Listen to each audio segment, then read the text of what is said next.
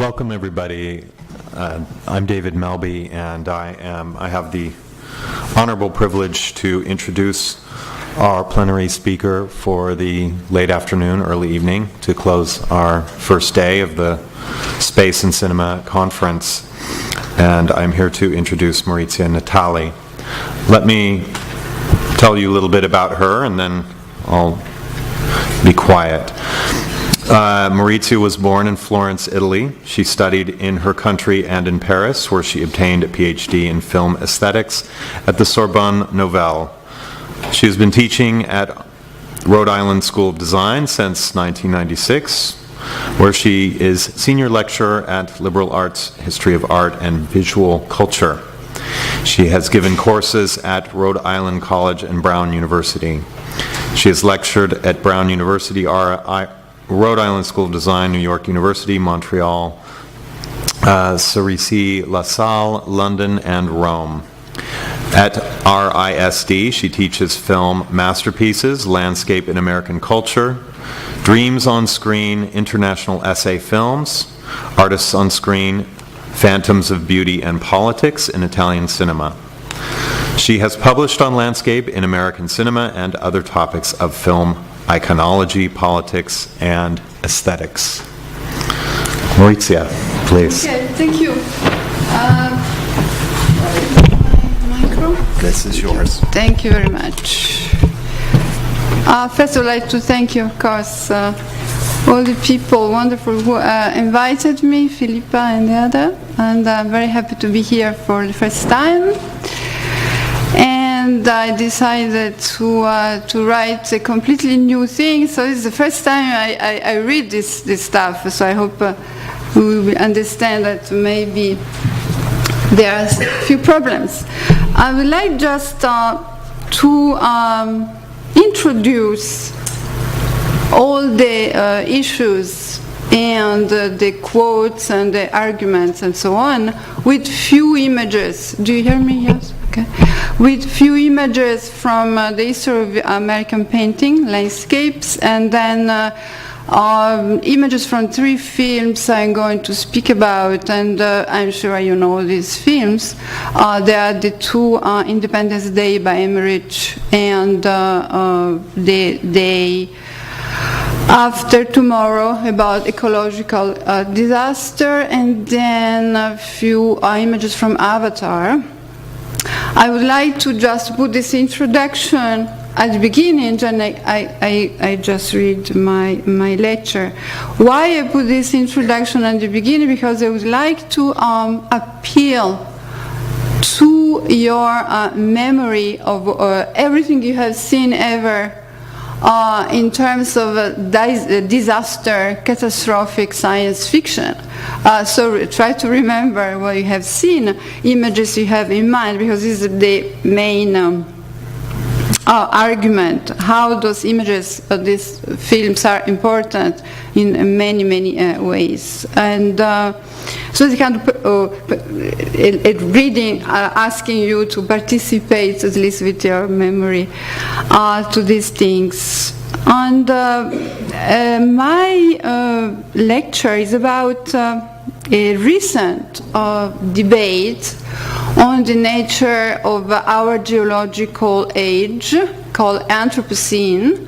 I will explain a little bit the origin of the name and a few ideas that are circulating about this, and also the inclusion of cinema in this debate, which is not just about geology, but is about ecological, environmental terms.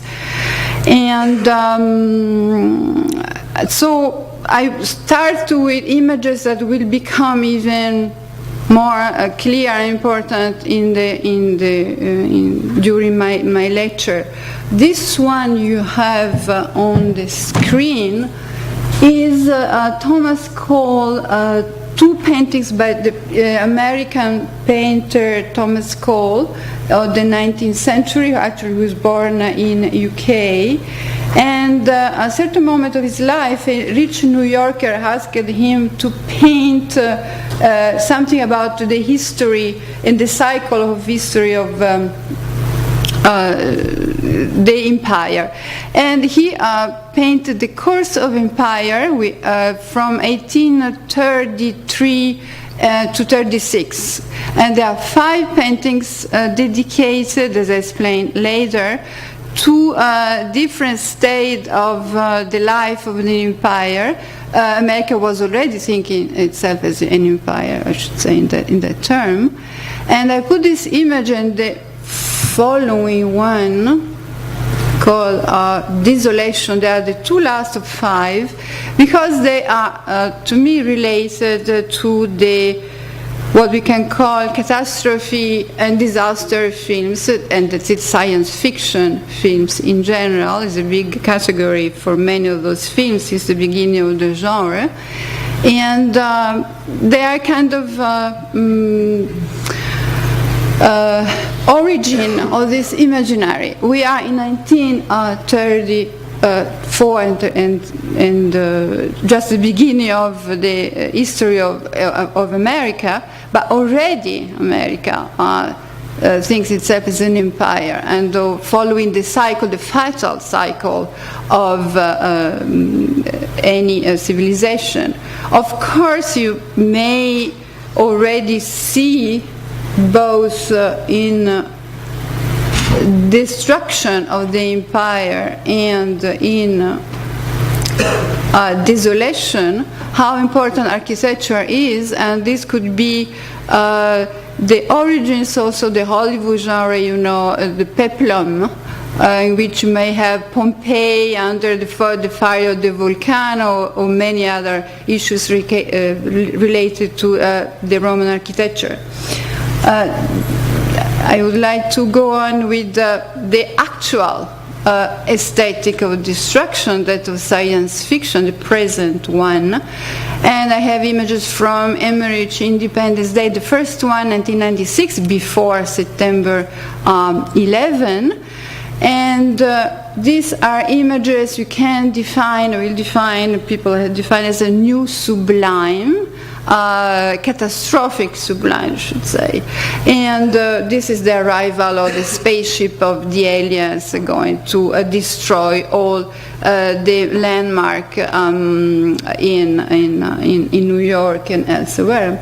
And this is another image, the city in flame. You see the huge size, the scale of this disaster the film is about, in order to promote a new unity in patriotic terms of the country. This is another images of that film with the counterattack of the military, and these are normal scenes of war, sequence of war you see in many of these films. This is another one from the second one, Resurgence, Independence Day Resurgence, 2016, just this year.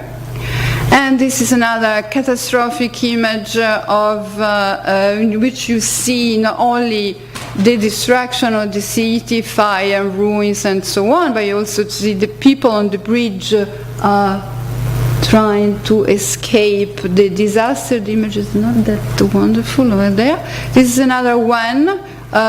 Sublime destruction means really that these films renew the experience of what for centuries a philosopher called the sublime, the horrific sublime, the catastrophic, but not just the sublime beauty of high mountains, of even earthquakes and so on.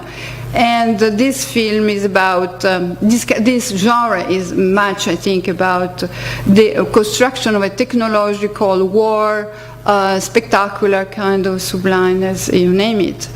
This is the Emmerich other film, Day After Tomorrow, the hurricane, a gigantic hurricane going to produce disaster on the United States. And this film actually inspired the ecological film by Al Gore. I will speak about this later. A fiction film inspired a real ecological film. And this is another scene, kind of tsunami on the, in New York, an image of the big wave in the film. This is another one from, I think, from the New York Library, which is very important in that film. And this is the wave arriving, or the tsunami on the profile on the cityscape of New York. This is Los Angeles, actually, which is not just one, but many hurricanes for the climate change crisis that the film describes are. And this image you see here, the typhoon, actually, probably you have seen even in Europe, in American television, when there's an hurricane, you always have the map of the hurricane coming.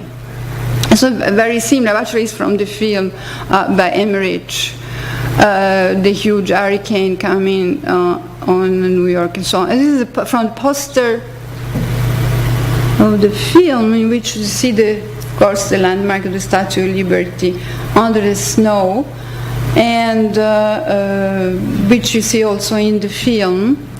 This film is really about one of the topics of this paper, and of course one of the topics of the catastrophic cinema of the last 20 years. The last one is from Avatar, the last series, Avatar. You know, of course, how much the film pleased to environmentalists, fans, film fans, and other people.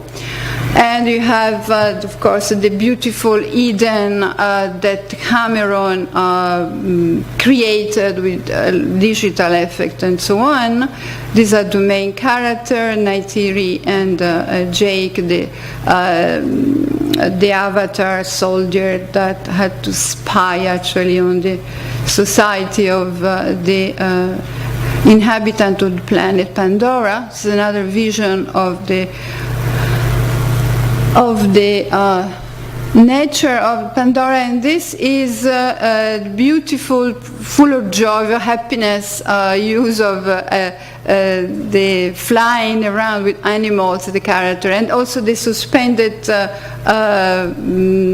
mountains that are a new feature of that film that are, I think, very similar, as David was telling me, about the real mountains in China. This is an image in which we see the home tree of the film, the home tree of life destroyed at the end of the film, framed by the gaze of the scientists and military people who are bringing destruction on Pandora in order to find the famous unobtainium mineral, precious for the earth. And this is another vision of the fly going around before the destruction, the pleasure of nature, ecological happiness the film is about. And we have images of the destruction, the attack on the rebellious natives. And another image of that destruction, you see the burn of the forest and so on. And this is the last one, the last image I show you for today is the falling of the home tree. I will leave this image a kind of symbol for everything I'm trying to connect here. The title is Catalandia, the cinematic space of the Anthropocene. Catalandia is a word I invented, similar to Disneyland and these kind of things, because for me it's a very useful way to connect the theme of the catastrophic in these films, Catalandia, the land of catastrophe, as the space of catastrophe we see in this film. First, I introduce a very short, few things about the use of shock. In the US media, the most recent use of words like shock, trauma, stupor, nightmare is linked to the big surprise of Donald Trump, the moody magnate who, as president of the United States, coming in power 20th of January, will try to backlash everything he can against Obamacare, women's rights, immigrants, Muslims, and people who believe in that stupid invention of China, the climate change. For him, climate change is an invention of China. He prefers the Ku Klux Klan, coal mining, Russian friendship, with Putin and so on, and who knows, probably few nukes, but we are not sure about that. That is, he would try hard, I think, to realize one of those spectacular science fiction dystopias in America.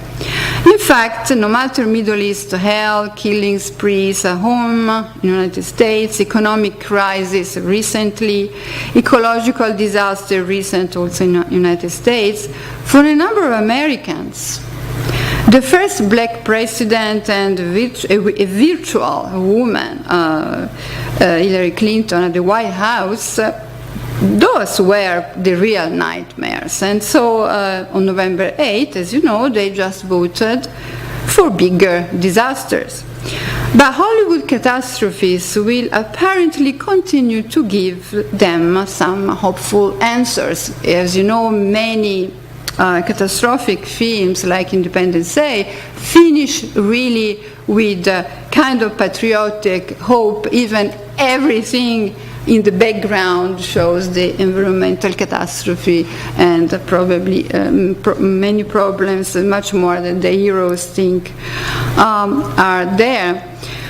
However, in this paper, I argue that science fiction is more than an alienating consolation for our post-democracy. Science fiction is a worldview, not a new recent one, but we can see all science fiction as a real world in the sense of, in the European sense of the thing, the philosophical worldview. And a real, what I call WMI. With WMI, I say weapon of mass instruction. Science fiction is really about teaching people a lot of things. Either they understand or not. This is a fact. Science fiction is also a new machine in the garden. I will explain what I mean here. Most news we receive are traumatic in our catastrophic time, as Marianne Doan would call our anxious, hyper-mediated age. Daily, domestic screens offer shocking images of wars, terrorist attacks, ecological catastrophes, animal extinctions, plus global poverty and sickness, and also a billionaire winning the election in America. But no matter how many disaster images occupy our space-time, still at the movies, America's science fiction is the most catastrophic film genre, a successful catastrophic film genre, and continue to produce blockbusters with war destructions and wastelands. A lot of them are about unsustainable, desertified lands. I will speak more about that. Call it a taste for vanitas and for panoplia of ruins, to use two art historical terms. Inevitable here to recall, of course, Walter Benjamin and his Angelus Novus from the work of art by Paul Klee, in which Benjamin writes, where we perceive a chain of events, he, the angel of history, sees one single catastrophe. For our age, I think, the angel of history has the eye of cinema. And science fiction is this demiurge that stage magnifies, cinema interpret for us our catastrophes, interpret in terms of images, not in terms of stories. If we had, of course, eyes to see that. Despite simplistic plots and ideological commonplaces, science fiction is now a worldwide power, not just a worldwide vision, a worldview, but also a worldwide power in terms of influence on visual culture and more.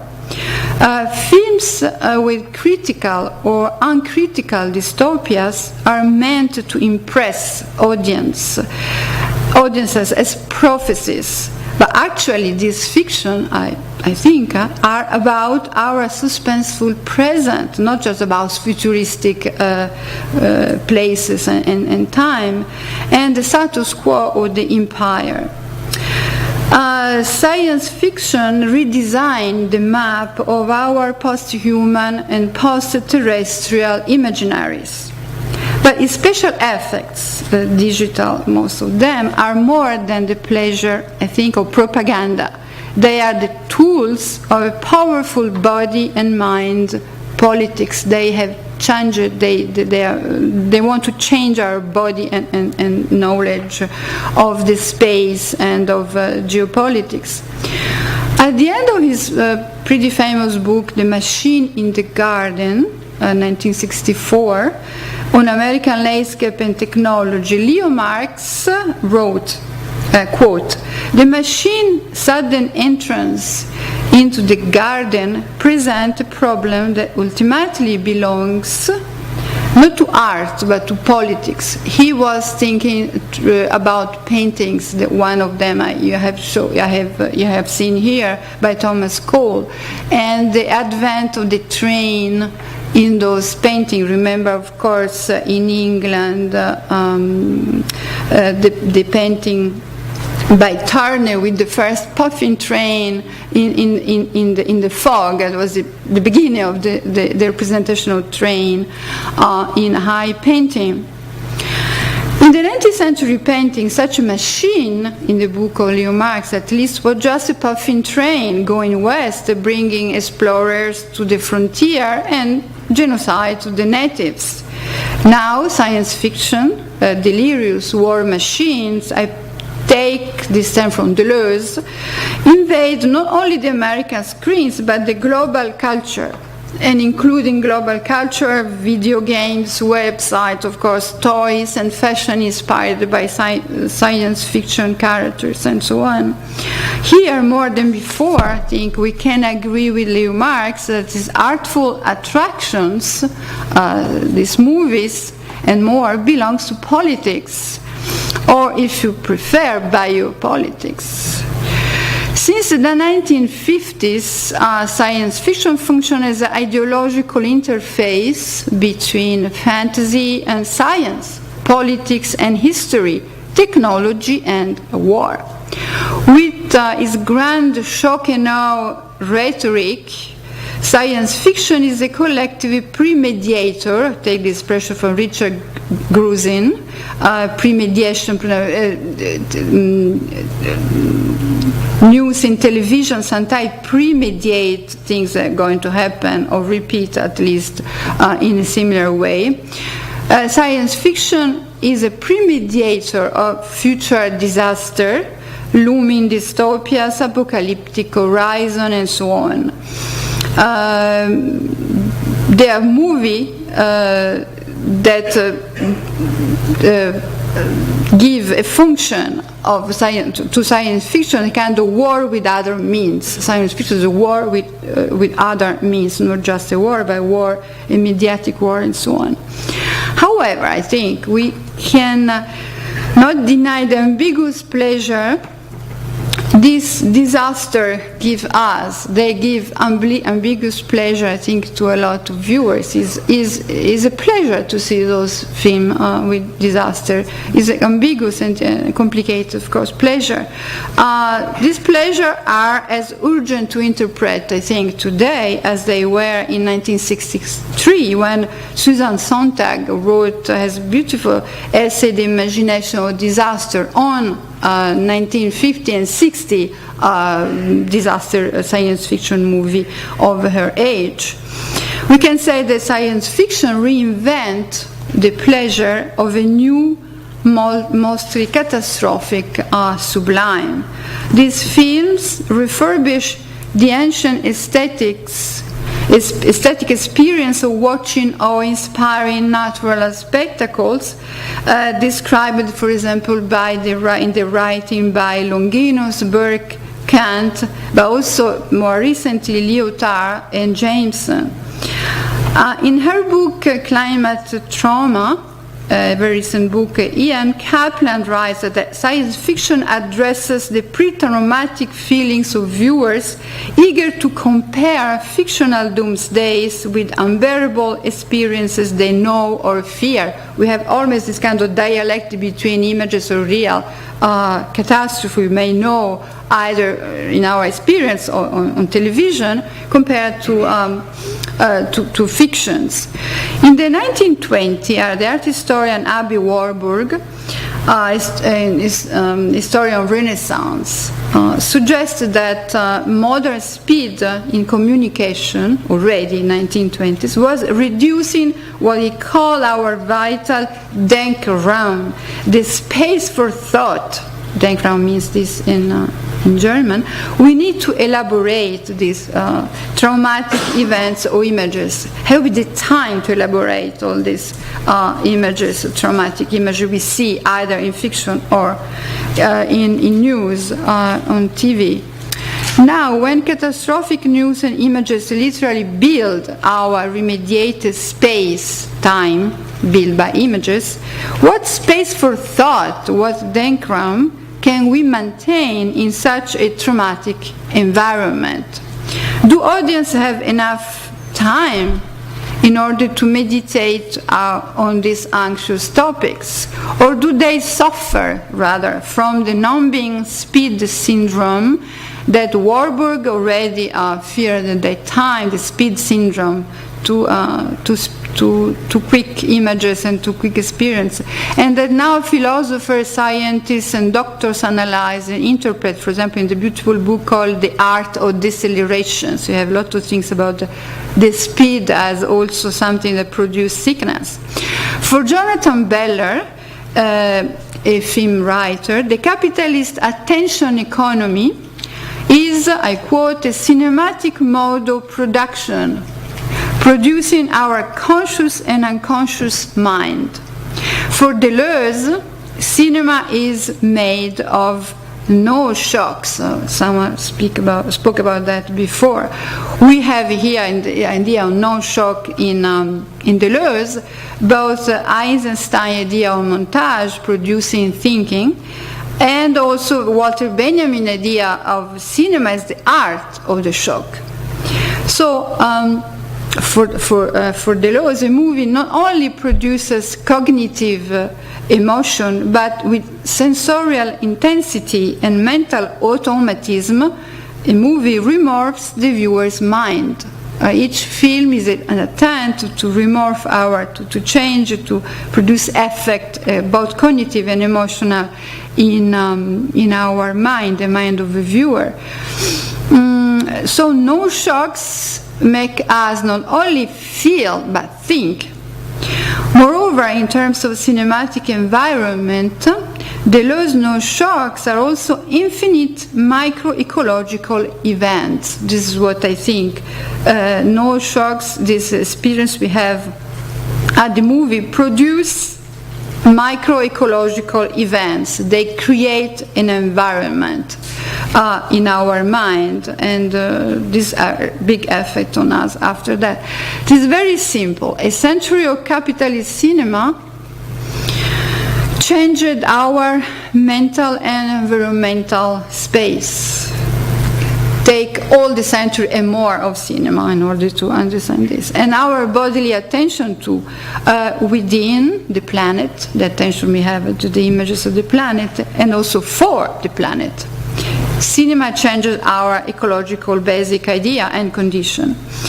Now, it's still interesting to remember that during the 1950s, the 50s of Cold War, fear of communism, atomic bomb, anxiety about technology, our chemical print, what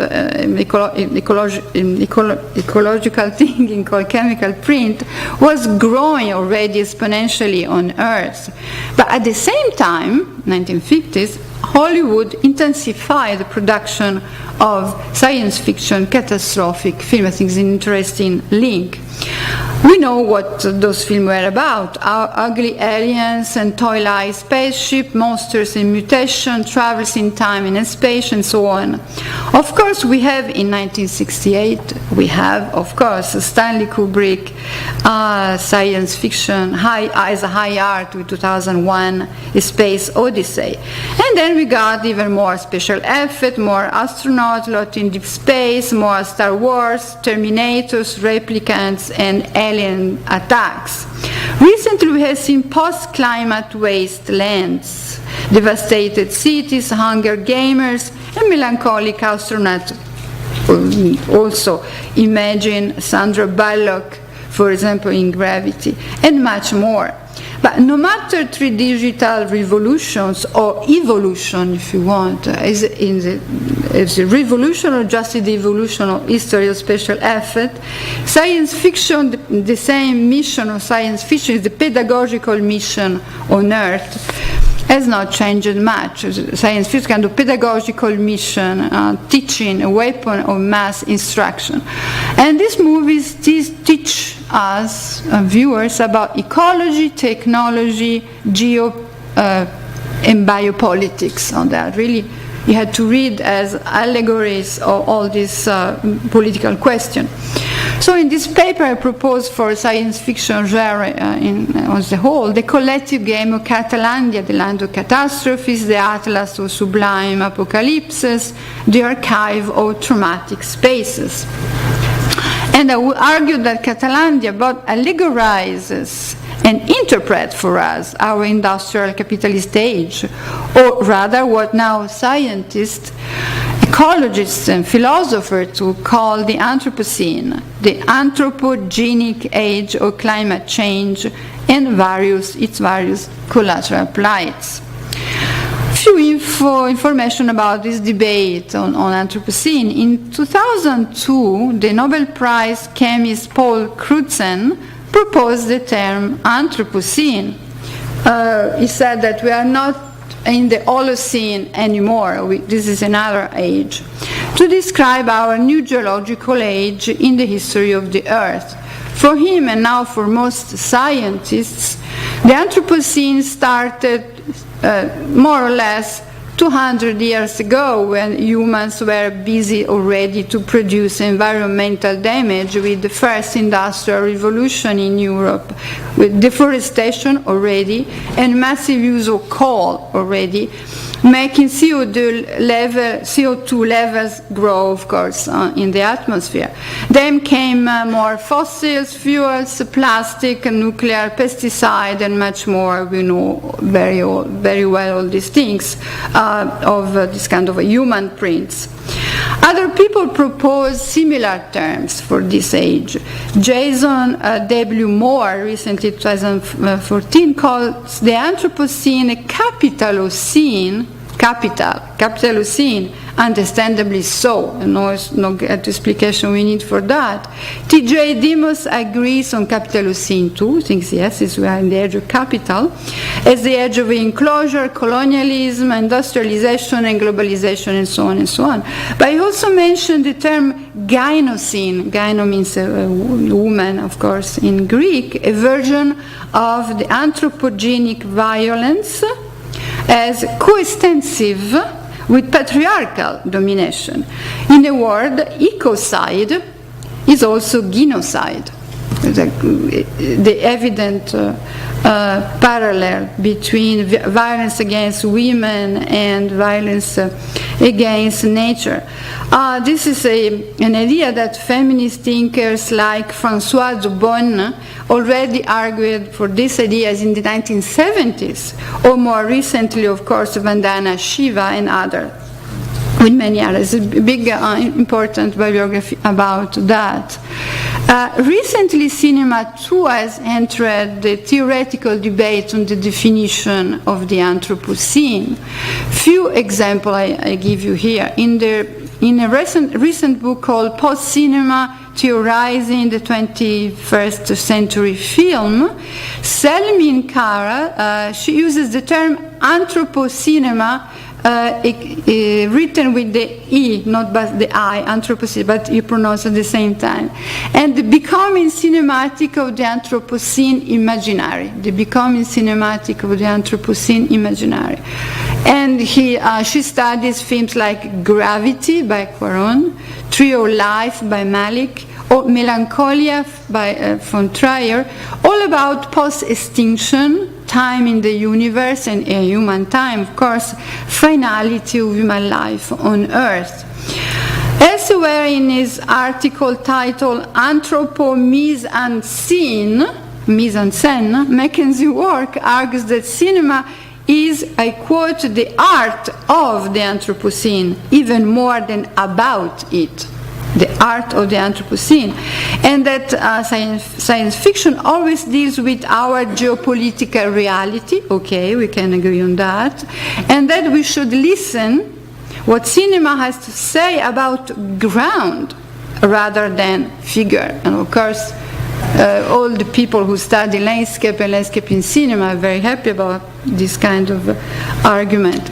Indeed, science fiction plots figures the contemporary geopolitical power, games and wars about ground, land, earth, frontier, everything you want, and well beyond. As we know, the age of cinema transformed our background into moving screened images. Images of landscape, earth, cityscape, everything you want, aerial view, of course, everything were mostly moving images. And more we have of these moving images around with the internet, with the web, of course. Now, most humans live within an environment dominated by screen. This is obvious thing, I think. This changes everything, as Naomi Klein would say. This changes everything is the title of her last book on ecological issue, in which she says that capitalism plus ecology is a very important issue for a new politics. We have to put them together. This changes everything. Millions of screens daily reproduce on their global windows the symbolic form of our space. The term symbolic form, of course, I take from Panofsky on the perspective on Renaissance. But I think that the symbolic form of today is made by cinema, like no art did before. Of course, this fact is a deep biopolitical and ecological change, of course, and it concerns the Anthropocene. All these screens are part of the civilization of the Anthropocene. At this point, I would like to suggest, just for fun anyway, but not only, my own term. My own term is cinema scene, the age in which cinema becomes the dominant biopower of the Anthropocene. Cinema is biopower, affecting mind and bodies and so on, as you know. In 1895, when cinema was invented, it was already the age of triumphant industrial and imperialist wars, an age that continues today with more and more diffused wars. So we had to try a conclusion here. What are still today, what are wars if not ecological disaster for the environment, for class, race, and gender issues, and so on and so on. War is about ecology too, or environmental issues, if you want. This is why I propose to call, also with another term, our aggressive age with the name of a polymocene. Polymos, of course, in Greek means war. Cinema scene and polymocene are part of the Anthropocene. This phase, pretty long actually, started in the 19th century, I think. Polymocene, the age of all wars. Of course, cinema scene and polymocene concern our idea of science fiction too, of course. In this age, the role of capitalist science fiction is that of transforming into digital spectacles our dominant narratives about technology, science, progress, war, the future of Earth, climate changes, and all collateral catastrophes. All this become a special effect. We have seen these few images, very few images I show here. Here, just recall Guy Debord, of course, the spectacle. Guy Debord wrote in the Society of the Spectacle. The spectacle is capital to such a degree of accumulation then it becomes an image. Capital becoming, this is cinema actually, a good definition of cinema. So we can say that science fiction is a symbolic form of this capitalist accumulation that continuously rebuilds the global space of our life on Earth. To recap with the mot valise, as I would say in French, of this term, I could propose just for, to be synthetic, if you want, the word Anthropocinema Polymocene. This is the age of Anthropocinema Polymocene. It looks like a chemical formula, and indeed I think that movies are an ideological pharmacon, at the same time a poison and a remedy, as Plato and Derrida argued.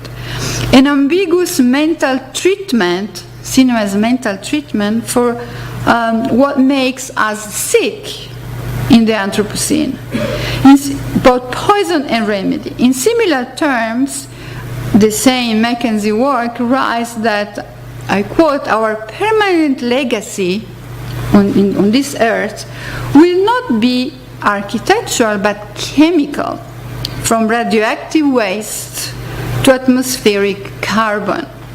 A negative sublime, we can say, but very probable. And we know it.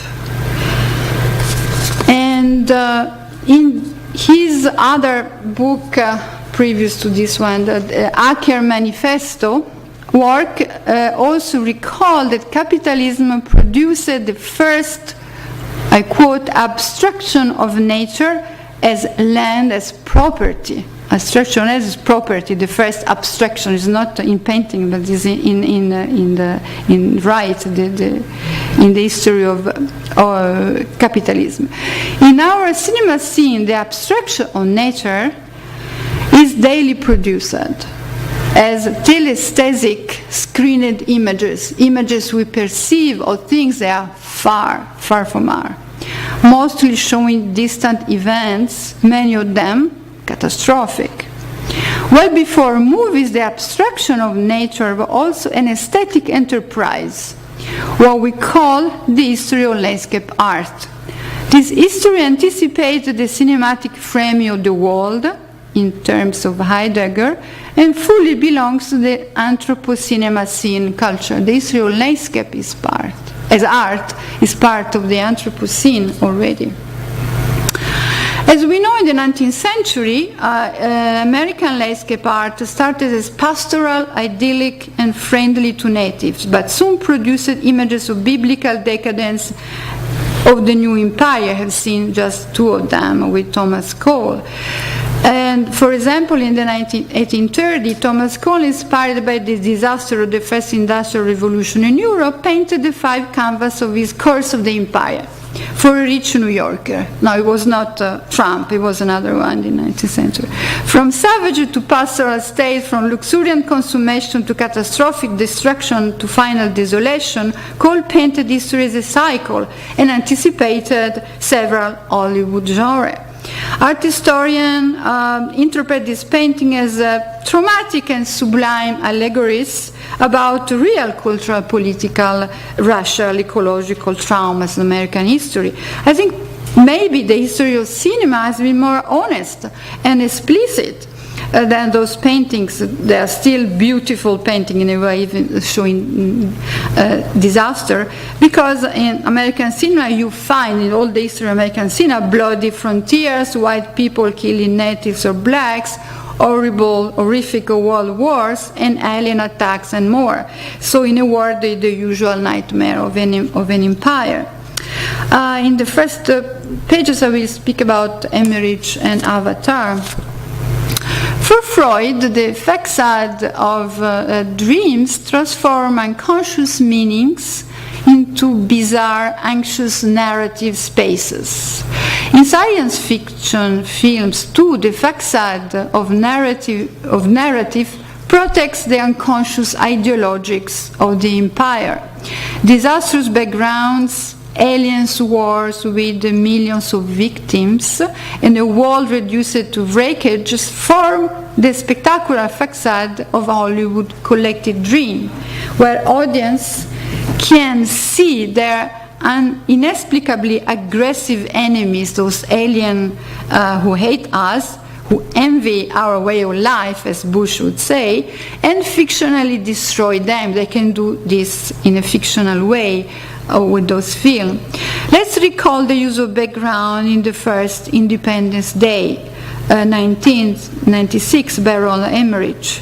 At the end, behind the winners, we see the horizon occupied by the wreckage and fire of the huge alien spaceship we have seen at the beginning of this slideshow.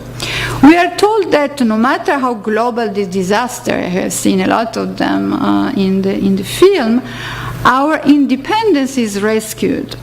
Winners care little.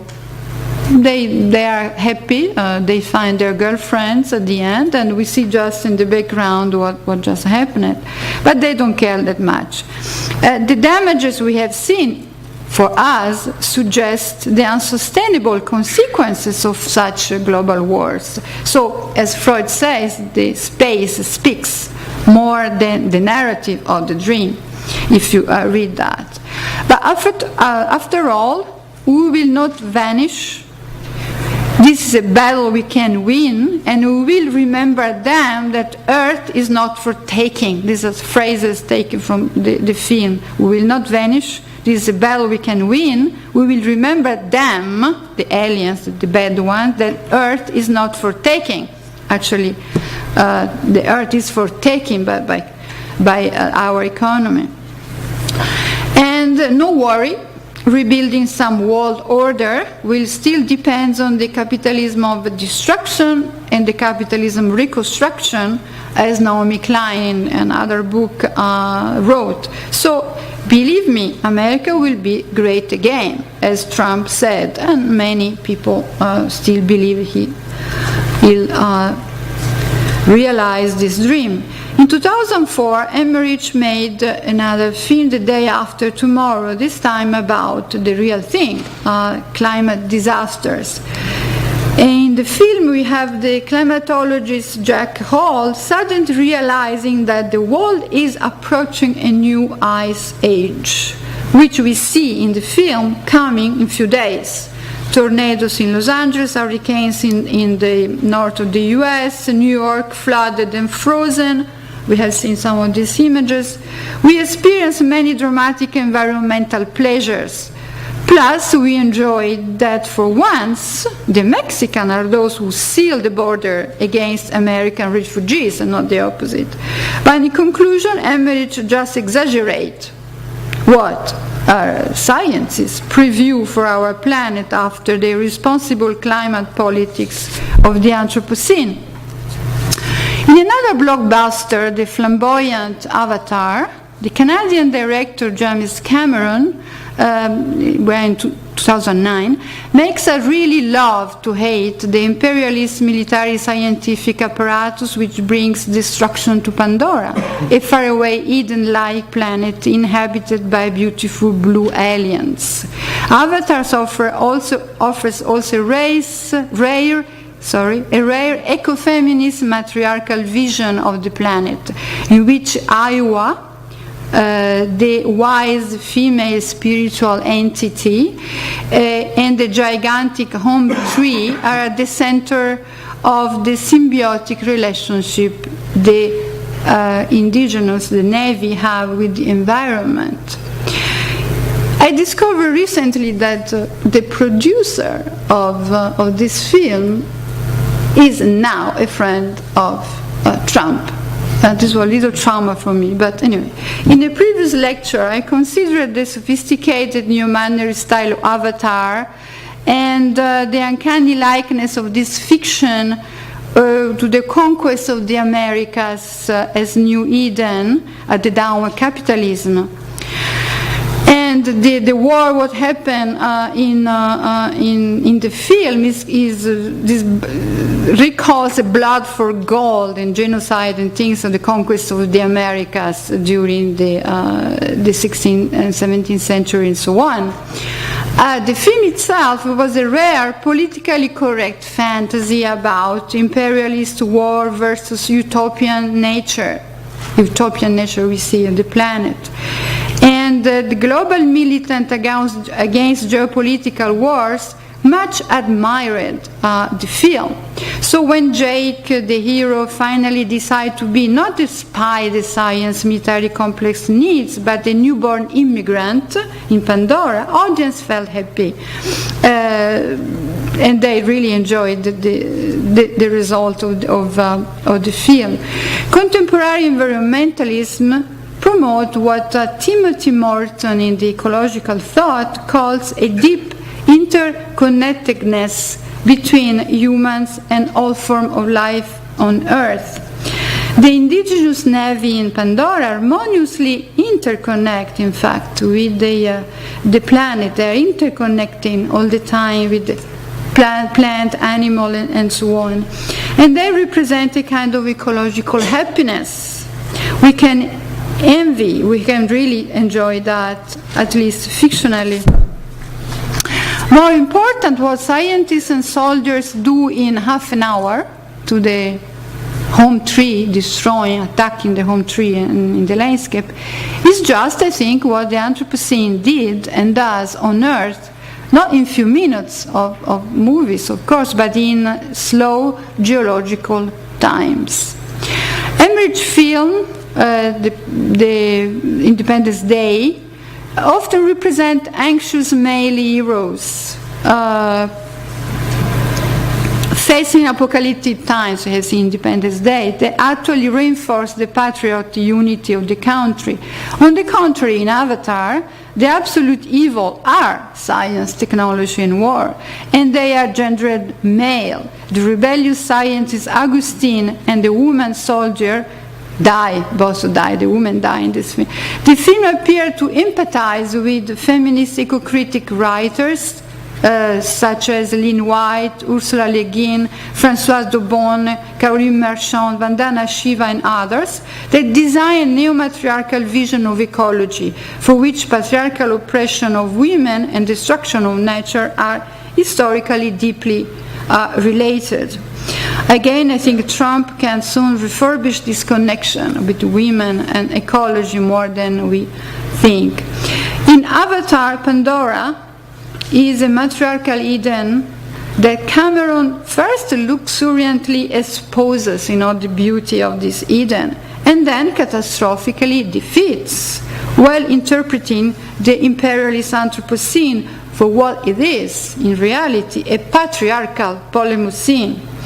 So, matriarchal ecology defeated and imperialism versus idyllic biodiversity well describe what happened on Earth, on real Earth. Out of our furious digging for the dirty energies, agricultural pollution, women oppression, and so on, and don't even forget all kinds of wars. At the end, though, I think viewers wonder, viewers of Avatar, what the beautiful rhizomatic Pandora will become after the destruction of the home tree. What is the future of Pandora at the end of the film? Will those refugees be able to go elsewhere, as Terrestrial did in Wall-E, the film by Andrew Stanton, or in 2012 by Emmerich, in which people fight to be rescued on biblical ark in a gigantic deluge they have in the film.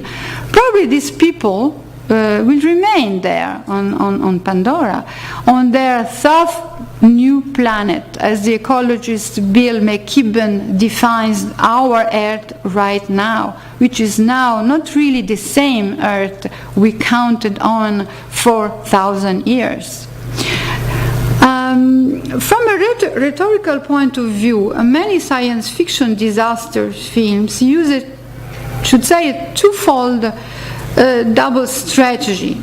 First, they shock audiences with delirious disaster, and then they lure them, they try to convince them also, with glorious victories among ruins, as the best solution for what Freud could call this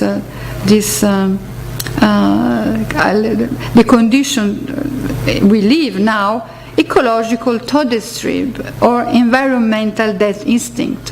For this film, the solution is just, be more patriotic and unite and war and war and war.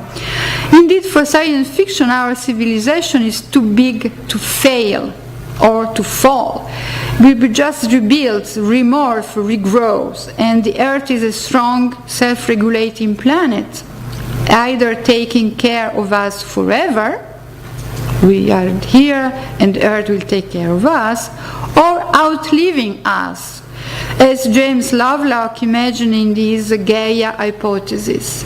In the worst scenario, we can freeze our bodies, waiting for progress against death, as the transhumanist thinkers right now argue. Again, except the new president of the United States, most of us know that the apocalypse will not be imported by aliens nor by immigrants, and that climate change is not really an invention of China. Most of us understand that our biblical plights come from all terrestrial Capitalocene and Polymocene. However, in this political context and with their global impact, the catastrophic science fiction teach audience how to feel terrestrial. Does science fiction teach us to feel terrestrial rather than just Portuguese, Italian, Americans, just to feel terrestrial? Is that possible with science fiction, which means we feel that the desire of rethinking history, geology, capitalism, and the future, all in new ecological terms. Is it possible to do this with science fiction film? Pedagogically, is possible to have this result? Sometimes this happens. For example, The Day After Tomorrow gave voice to the growing concern of Americans for climate change and inspired an inconvenient truth with Al Gore. And Avatar fans became environmentalists overnight. And the film was also endorsed by the Palestinians, who saw the destruction of Pandora as a Nakba tragedy in their own history with Israel. Because feeling terrestrial, locally and globally at the same time, for any environmentally conscious activist is just the premise. Feeling terrestrial is a premise for hopeful political actions of any kind. Much has been written about the new technological sublime spectacles of science fiction. However, are audience still capable of sublime feelings? Ellen Woolley argues that science fiction disaster incite disavowal, dissociative attitude, and overlooking a panoptic position. We see this film from above. We don't are part of their reality, of course. In 1963, Susan Sontag, in The Imagination of the Disaster, wrote that science fiction disaster were normalizing, I quote, normalizing or neutralizing what is psychologically unbearable. You go to those science fiction films and you probably feel better after that.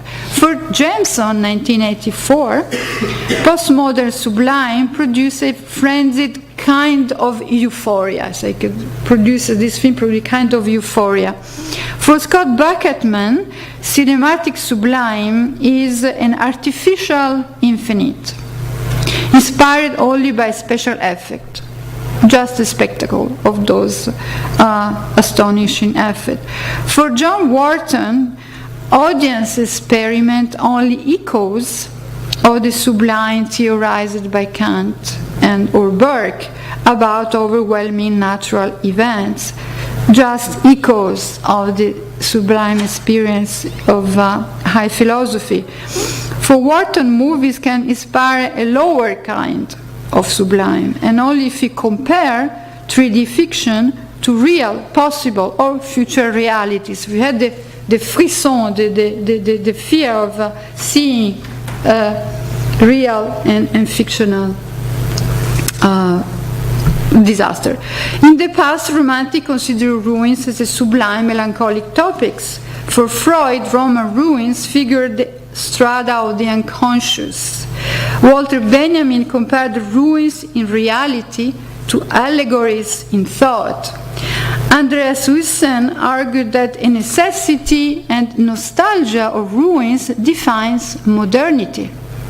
Even when progress denies its ruinous past and present. In our age, the capital, called science fiction, accumulates spectacular ruins as a kind of archaeological landscape. Think so as science fiction as a future archaeology for people coming after us. It's like archaeological landscape full of ruins. So essential, these ruins, I think, for us to understand the ruins of our present and the space of the Anthropocene. Maybe people can also think cinema too is a polluting industry in itself, is a worldwide ecological catastrophe. Why? Because movies substitute our terrestrial Stimmung with suspenseful simulacra of nature, just images of nature. We lose the relationship with nature. Maybe suspense itself represents the only thrilling sublime we can afford in the age of cinema scene. For me, suspense, there's a huge debate about that, but is really the strongest invention, aesthetic invention of cinema, is a Stimmung, so present in many genres, not only in science fiction, of course. For now, in the fog of our wars, Hollywood promises more hyper-real violence to our necropolitical post-humanity. Necropolitics is a term de Mbembe I find in Rosi Braidotti, the post-human book. For example, September 11, as you know, was rubricated as cinematic spectacle, a total work of art premeditated by disaster movies for global viewers, like Independence Day. In his book Little Metaphysic of Tsunamis, Jean-Pierre Dupuy mentions what philosopher Gunther Anders named the Promethean gap within human consciousness, a blindness facing apocalypse, as we are Prometheus inventing the catastrophe. This blindness facing apocalypse that this civilization makes real, possible, probable. We have stolen much more than the fire, than Prometheus stolen, of course.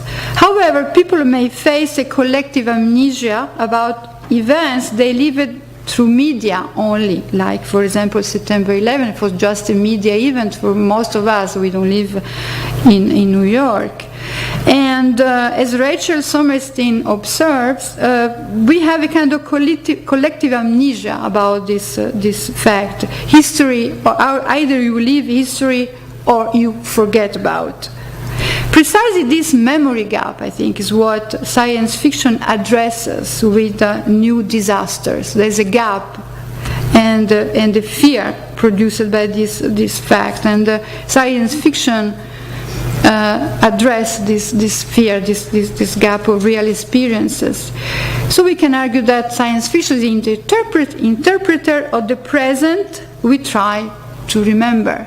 Interpret for us, represent for us a present we have problems to remember, because sometimes it's awful also.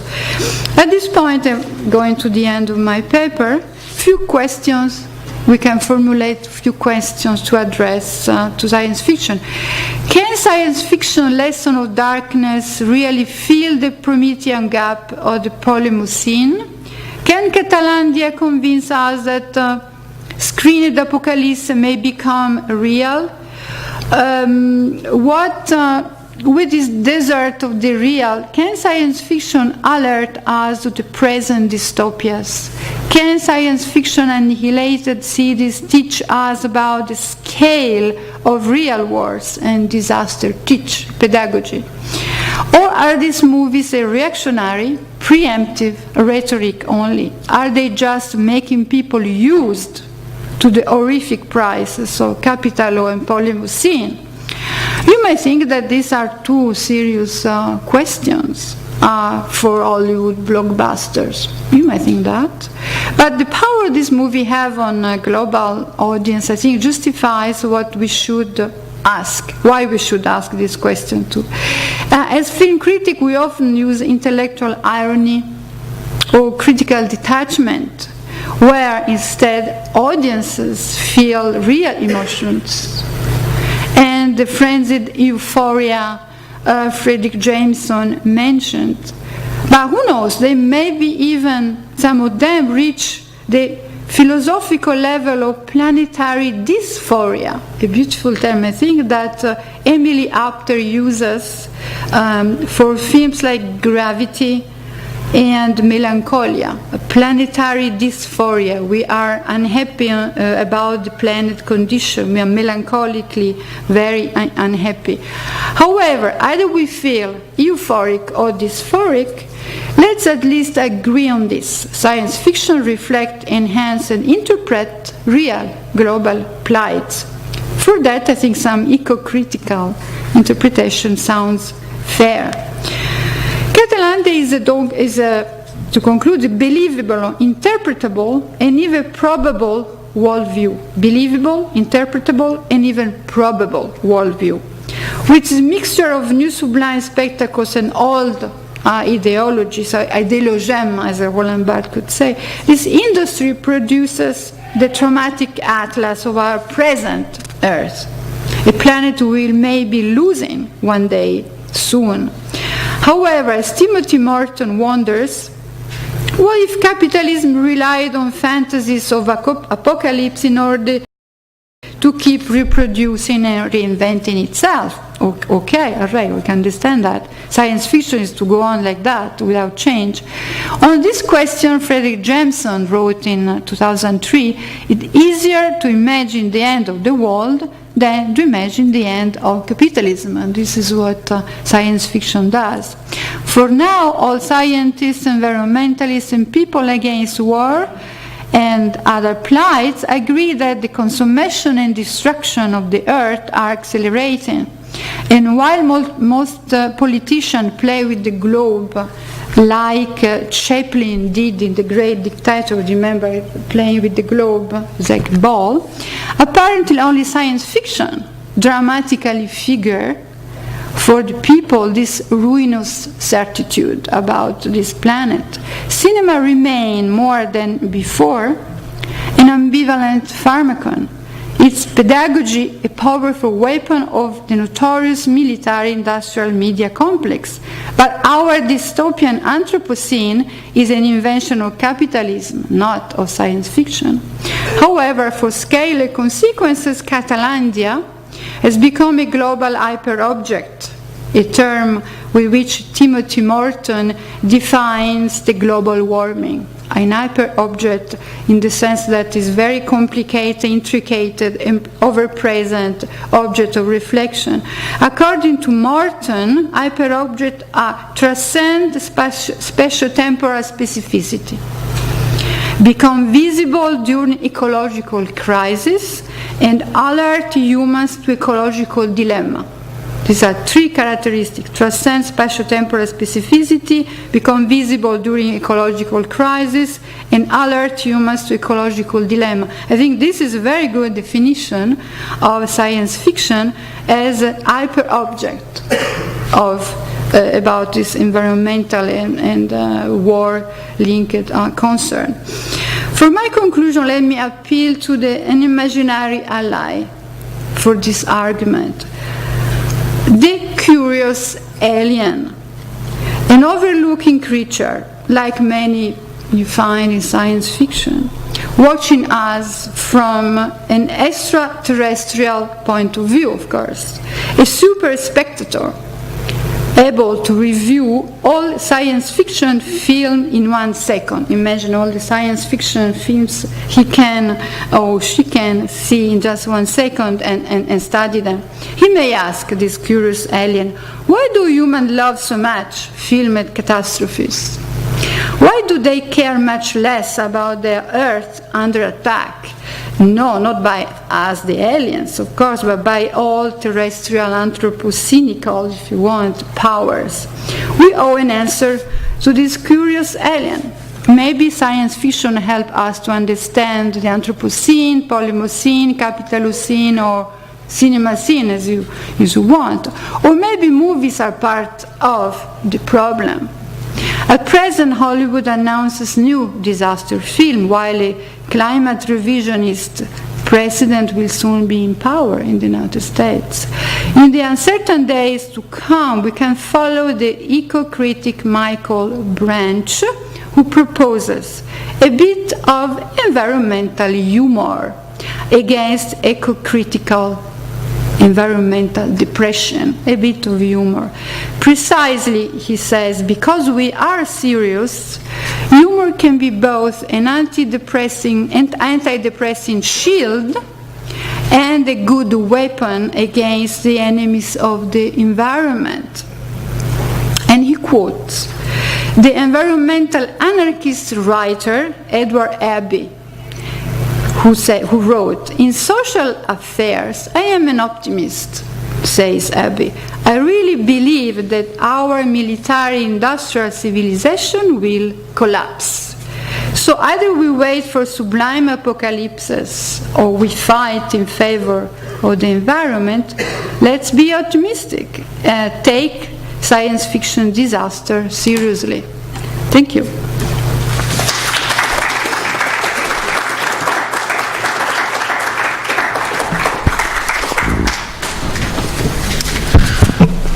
Maurizia, you give us so much to think about in your wonderful presentation. In trying to take a global stance about what you've said, you're talking a lot about the science fiction genre, and many theorists of genre like to argue that genre has a life, that it goes through its own evolution and changes, and sometimes comes to a place where it has really nowhere else to go. This recent permutation of the disaster film is very intimately tied to digital effects. So, and creating what you describe as sublime catastrophe. So my question would be, do you see that this genre has a kind of an indefinite quality to it at present, that you see that there's plenty of room for these kinds of films to continue with the same either propaganda or cautionary tale attached to it? Or do you see that maybe that this particular subgenre might be coming up to its its end, or the point where maybe it's ready for parody, because the special effects are going to have to increase exponentially, perhaps, to create that visual sublimity. These are things that I was thinking about. I don't know if that formulates a concise question, but I want to put that to you first. I think that digital, of course, but science fiction itself has a bright, I should say, future, because it's really, for me, linked to the imagination of disaster, as Susan Sontag said, and is really a category of the American spirit. I think is present in art history, in fiction, and in philosophy, and so on. For example, the debate on Anthropocene is based, and I just give few names. I'm starting to study this question. I think that the role of science fiction disaster is not too new, of course, and already complicated story, but history also. But I think it's important because it's the alternate vision of the impression that many Americans have that their country is a utopia realized. And they are the best. We are the best, and we are our values, and so on and so on. So I think, in a way, it's a kind of counterbalance. People need to see disasters and enemies, not just those far wars taking place in the Middle East and so on. They need, I think, to see these enemies and this enemy defeated. So I think it's really kind of counterbalance of the optimism and which is a strong part of the American politics, even in moment of crisis. I think it's a kind of cultural function still. going on. The visual effect, of course, are part of the numbing wonder this thing may have. Great. Questions? Please. Thank you very much for your presentation. Actually, it's a bit of maybe follow-up of what you just asked. So my question is about science fiction films or science fiction visions that are coming from a bit different cinema landscape, so-called non-Hollywood art cinema. And here I have at least 3 films in mind. Henry Tarkovsky's Nostalgia, which is quite old film, but more recently Michael Haneke's Hour of a Moon, and Bela Tar's Turin House, and maybe even von Trier's Melancholia. All of these films provide a sort of different visions of the catastrophes that do not really reproduce the recognizable, the spectacular images of the locales, but rather expose the opposite image of it. One that does not really have a happy ending, first of all, and one that leaves the spectator sort of frustrated and unhappy without providing anything sublime. So my question is like, do you see like a certain potential in this kind of cinema, which is still, we could call science fiction cinema, which more focuses on sort of psychological crisis of the characters, instead of providing like this spectacular elevation of the shock of the apocalypse? Or they still belong to the so-called, as we call, cinema scene? Okay. You mentioned Bela Tar too, okay, and Haneke, okay. This is a kind of not spectacular, if you want, science fiction, even though in science fiction science is important because actually it's technology. In those films, minimalism is the main style, I think, and the time is different. There's no speed normally, and so this element of sensorial experience is very important. Science fiction realizes, I think, very well the definition of cinema as shock, and the question of speed in modern and postmodern civilization. So I think very, very different aesthetic of this from, I know, Bela Tar. You really need time to watch those films. Even though, yes, if you want, you can use term of dystopia. You can, a lot of things, but it's not the spectacular dystopia. Haneke also is very important, violence and issues and so on. You find these things in science fiction too, but really it's another time, it's another speed. Speed is very important in cinema. And you bombard, cinema is war, shocking bombardment of images and so on. This is very common in film theory. So it's not at all the same, the same spirit. But of course, it's also part of a dystopian, pessimistic, dysphoric vision of the future. Yes, I think so. Thank you for the question. Someone else? Yes. I would like to maybe reverse your 2 questions and ask Maurizia Natali if you think that instead of science fiction alone, we have science documentary also in this history of going back and forth between science documentary that can portray and show the Earth as a hyper object itself. And then you mentioned September 9/11. Yep. And I kept thinking of 2 recent films that take that heritage you were referring to, that are actually documentaries. And one by NASA, the Overview Effect series, where just by filming Earth from space, you get a disaster movie itself. And the special effect is there, but it's a very early, minimal idea of special effect. And also the very recent Before the Flood film that achieves the exact same effect The one with Leonardo DiCaprio? Okay, I didn't see that yet. Yeah, I have seen the first one, though, with DiCaprio. Yeah. It's not fiction. No, they are documentaries. You have a lot of them. You have beautiful documentaries from China. I was thinking about that with the previous lecture on the dam. And it's true, these are ecological, environmentalist, activist work, and so they show, of course, but they are real images most of the time, unless you have diagrams like in Al Gore, Inconvenient Truth. You have a lot of these things, but these are about reality. So they have, if you want, the size of real problems, even they are huge.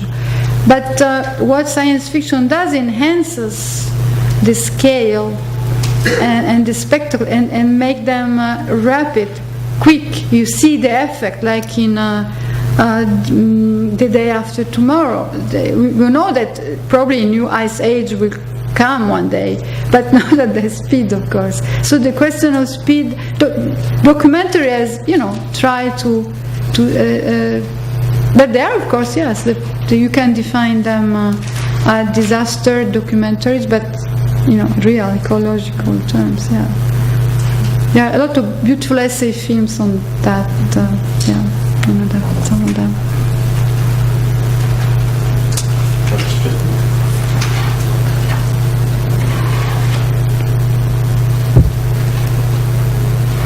Time to... Yes. Thank you very much for the paper. It's I'm still processing. I was just thinking about something else. Could it be that this sublime apocalypse or apocalyptical sublime is also a way of actually reconducting something that people in the 20s and 30s were discussing in terms of the aestheticization of politics? Absolutely, yes. Benjamin, the formula is wonderful. Not just the shock, cinema rather the shock, but also, this absolutely is about aestheticization of politics. But we need to redefine what is politics now. Is not just the same thing that Benjamin was thinking at the time, even though. Because I think it's a trap to always go back to this time in order to think today, what's happening today. Yes.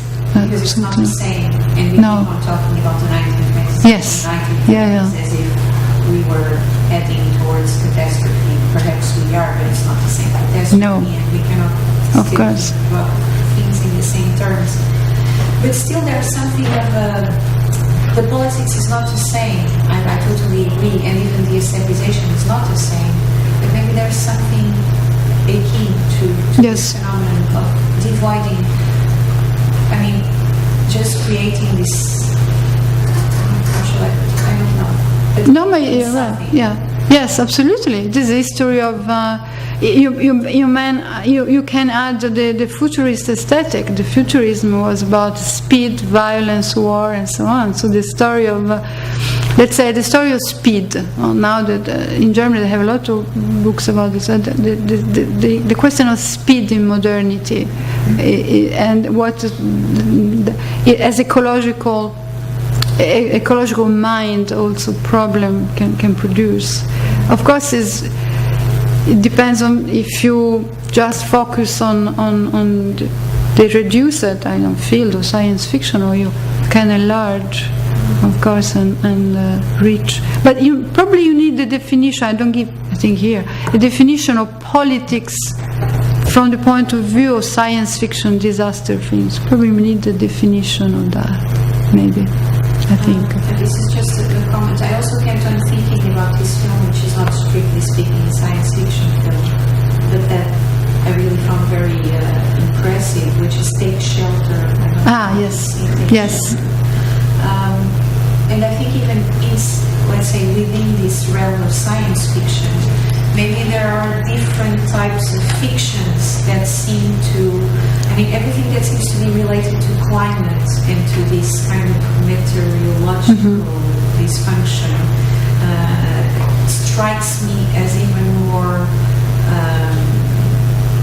pertinent than, let's say, gravity. I mean, I've read things, lots of things about gravity, but I think that films that run around this idea, you know, this theme, as you were saying, this atmosphere that turns against you, seem to be, to me, very ethical. Yes. About saying even more strongly something about the times we are living today.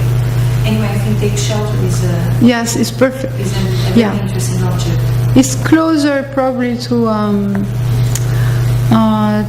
melancholia for some terms. It's not the spectacular kind of feeling, but it's really. But this is another, branch of the tree.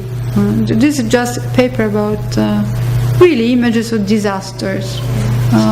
But of course, that film is considered actually an Anthropocenic kind of film, like Terrence Malick, for example, last two films. So they're really close to the spirit. The dysfunction of ourselves, the yes. temporary subjects, yes. And we don't know what to believe anymore. Are we insane? Are we making things up?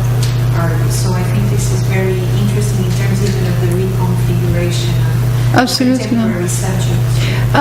On this, you can. I found a wonderful essay of Emily Apter on Third Text, recent 2014, I think, in which the title is Planetary Dysphoria. And it's really about much more than the Anthropocene, about philosopher Thackeray, for example, and others. I think really in terms of a new universal, the time of the universe, our time, and the finality of life. This kind of it's really about scale. But what I just try to say here is that science fiction too is about scale. The huge special effect, the huge views, the huge wars, everything is gigantic and horrific and sublime at the same time. The scale, science fiction helps, I think, us to think in terms of scale, beyond the nation, the global scale. Is becoming terrestrial. Is science fiction, after all, able to make us feel more terrestrial, not just human or nation another, but Western or Eastern. But this is a big, I think, I'm not sure that science fiction can do that, but there is, I think, the possibility to discuss science fiction as like this scale, provocation of scale, not only in terms of war, but in terms of feeling terrestrial. We see this, global catastrophes in these films are really, you expect the people after this film feel not just from one country or another, but terrestrial. This is what at least optimistic interpretation of science fiction. Yes. I'm sorry we have a screen.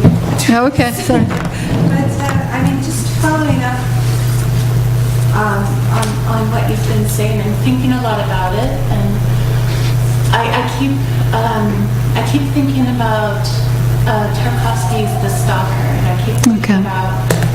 So because I don't feel like that's doing the same thing, but it's still science fiction, and I'm thinking, what's different about that, and I'm wondering if it has to do with the example films that you're showing are of before and the event. It's very much about events, and that has to do with that. Yes. And Stalker is an undefined after the event. And so I was thinking about your descriptions and your terms and thinking that it almost does, it's like the after the event almost has this implosion where there's almost a hyper-locality. It's very much, I wouldn't say that film is specifically very much in, the woods of Estonia, But there is something very much of the roots of Estonia Yes. with this science fiction, otherworldly aftermath environments happening. So I'm not sure if there's exactly a question in that. Okay. It just had me thinking about that. Yeah, of course, yeah. The other films by Tarkovsky are interesting for this. I think all of them create a world, like the astronaut in the first one he did. How do you call it? It creates a world which inside and outside. It's a world of his mind at the same time as the world outside. So it's a very environmental kind of filmmaker. Not only for the use of the landscape, of course, but for this inside-outside feeling, really realizing the Stimmung of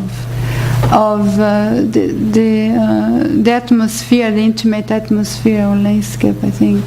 So, but yes, it's considered in a way science fiction. It's like a Bellatar kind of cinema, that kind of science fiction, not the spectacular American techno war ways, of course. Yeah. Right. Or if that happened, it happened before the film he made. Yes. Because it does feel like. Oh, well after, yeah. Yeah, it's after that thing. Absolutely. It never defines what created the zone. It's there. Yes. At that point, it's already there, and it's already an aftermath. Yes. This is a category of the spirit, I should say. You can do that. Any other questions? Listening to the discussion and also what Maurizia said, I think we have to consider from which perspective we see these movies. Because, for example, living in the United States, when you go through a whole year of election, debate, and you have someone is going to be the next president of the United States saying that climate change is a hoax. I think if you live in the United States and you're not going to have the same perception of things. I can't imagine someone, for example, in Europe or in Africa today saying that it's a hoax.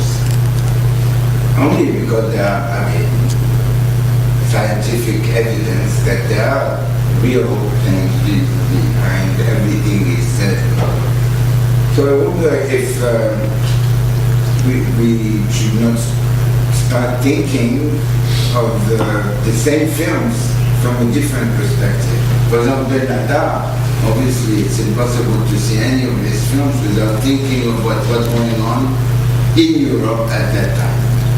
Particularly the relationship to the power, the communist power. And every single film that he did was, over-determined by a very specific positioning vis-à-vis what was going on, culturally, politically, the institutions, the way they work, the abandonment of the peasants, etc. So, whereas in the United States, I think when we go to the movie, let's say in Boston, to see one of these films, and when you have heard Donald Trump saying that it was a hoax half an hour before, it creates a very strange situation. So I don't know, I don't have any answer to this, but I would be curious to see what someone from Lisbon, seeing the same movies, leaving the movie theater, and at the same time, someone who has read the newspapers about what happened during the debate between Trump and Hillary Clinton, because it was one of the debates. So it's there's a political stake, but also something larger, I think. Today, if the United States of America doesn't believe, and he's opening the door to the worst industrial endeavors in the United States. So it's really strange because it's the country that produces mainly most of the so-called sci-fi and movies, and at the same time it's a country where there is no real,